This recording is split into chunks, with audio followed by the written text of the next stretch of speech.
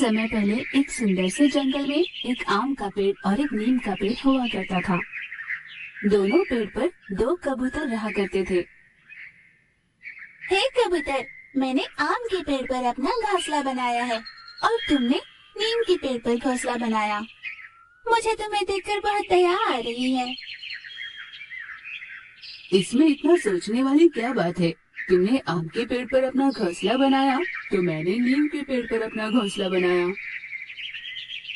तुम्हारा क्या कहने का मतलब है? मेरे पेड़ पे मीठे मीठे फल लगते हैं और तुम्हारे पेड़ पे कड़वे कड़वे बीज। इस पेड़ पर रहने पर बहुत सारे जानवर दोस्त बनते हैं, पर तुम्हारे पेड़ के पास कोई नहीं आता। यूं निंदा करते हुए बात करने लगी।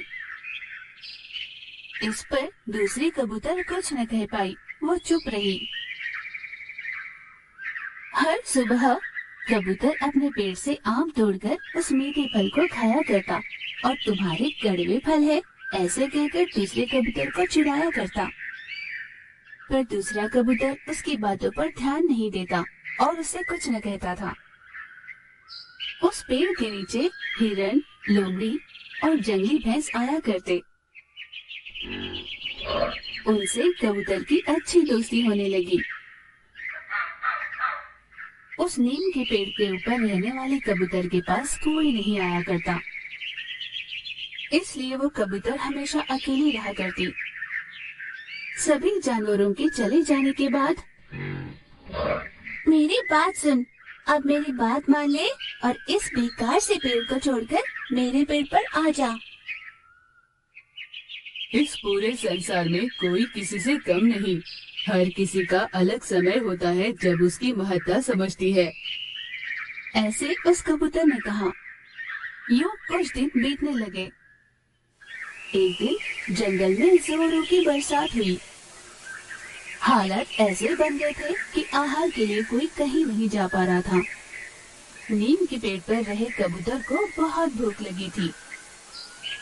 पास वाले पेड़ से वो आम तोड़कर खाना चाहती थी। जब वो आम खा रही थी तब दूसरी कबूतर वहाँ पर आकर देखने लगी।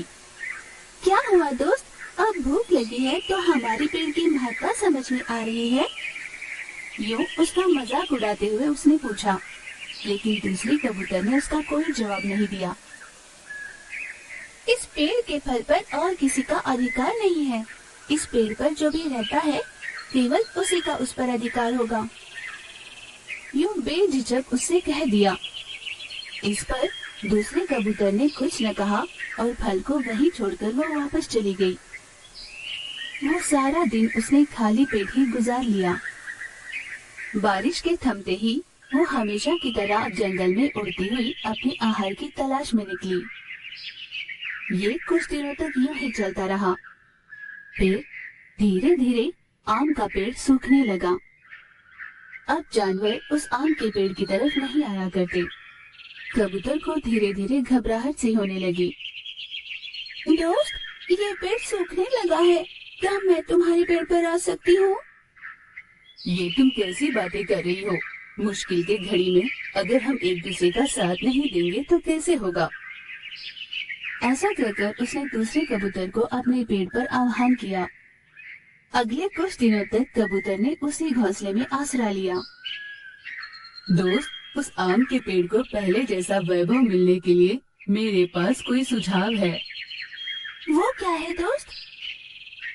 कबूतर के पूछने पर दूसरे कबूतर ने अपनी योजना उसे बताई। उसके बाद उन दोनों कबूतरों ने जंगल के बाकी जानवर और पक्षियों को बुलाकर उनसे बातचीत की, अपनी योजना उन्हें सुनाई, जिस पर सभी ने अपनी हामी भरी। पंछियों ने नीम के पेड़ से उसके कड़वे फलों को निकालकर आम के पेड़ के नीचे रख दिए। हाथी ने उन बीज को कुचल कुचल कर उसका रस पेड़ के तने में डाल दिया। धीरे धीरे आम के पेड़ पर अंकुर फूटने लगे, जिसे देखकर सभी जानवर और पंछियां खुशी से उछलने लगे। उस दिन से पहली कबूतर ने नीम के पेड़ को कमतरता से देखना बंद किया। बहुत समय पहले एक सुंदर सा जंगल था। उस जंगल में शेर और बाघ हर बार राजा की पदवी के लिए लड़ा करते थे। चुनाव का समय आ गया था। बाघ और शेर इसका प्रचार करने के लिए निकल पड़े। इतने समय से शेर राजा का शासन देख रहे हो ना, कितने अन्याय किए उसने। किसी को ठीक से अन्न भी नहीं मिलता। पड़ोस के जंगल से जानवर आकर हमारा आहार छीन कर ले जा रहे हैं, पर शेर राजा चुपचाप बैठे हैं। हम सब पर अन्याय कर रहे हैं, इसीलिए इस बार मुझे अपना मतदान दीजिए। इस तरह हर जानवर के पास जाकर मत डालने के लिए कह रहा था। नदी के पास जाकर मछलियों को अपनी योजनाएं बताता था। पक्षियों से भी उसे वोट डालने के लिए कहा करता। ये सारी बात शेर राजा जान गया। शेर ने भी प्रचार करना शुरू कर दिया। वो बाघ सभी को अपनी बातों की जाल में फंसा रहा है, उस पर विश्वास मत करना। मैंने तुम सबका बहुत ध्यान रखा है।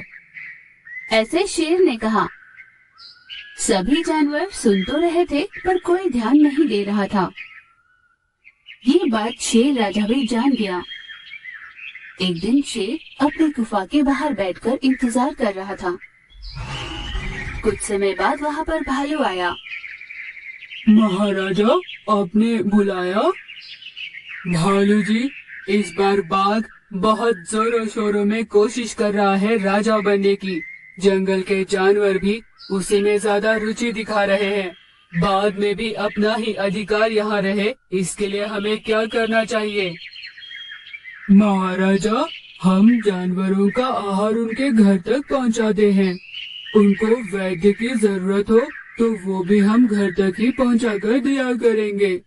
जानवरों को ज्यादा चलना ना पड़े, इसके लिए उनका वाहन हम हाथी को बनाएंगे। भालू का दिया हुआ सुझाव शेर राजा को बहुत भा गया। तुरंत उस योजना को अमल में लाने लगा।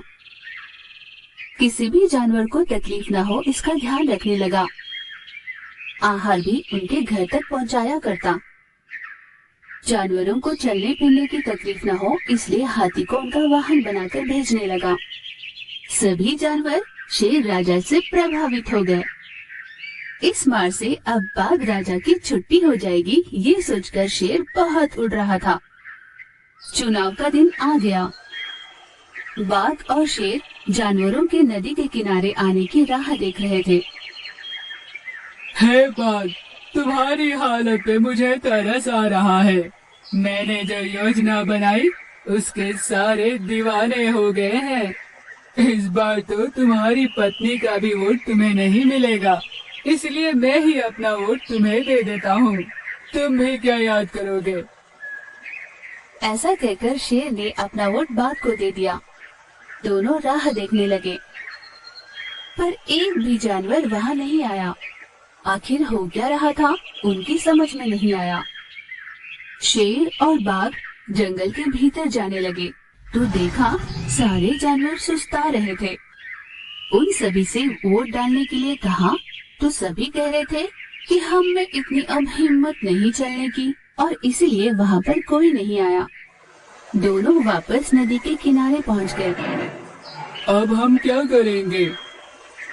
अब क्या कर सकते हैं? सभी को हर चीज घर तक पहुंचाकर आलसी बनाकर रखा है तुमने। वोट डालने के लिए भी नहीं आए वो।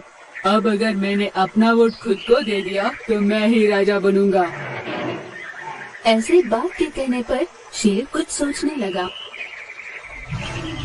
बाघ, मैं अपनी गलती मानता हूँ। उन्हें हर चीज मुफ्त में देकर उन्हें मैंने आलस की आदत डाल दी है। कम से कम अब तुम बागडोर संभाल लो। ऐसा कहकर शेर ने उस पदवी को छोड़ दी। बाघ ने राजा का पद संभाला। सभी जानवरों को अपने अपने हिस्से का काम करने लगाया और उन्हें मेहनत का महत्व समझाया। अरे दोस्तों, इस कहानी को लाइक, सब्सक्राइब, शेयर और कमेंट करना बिल्कुल ना भूलिएगा। आपका धन्यवाद।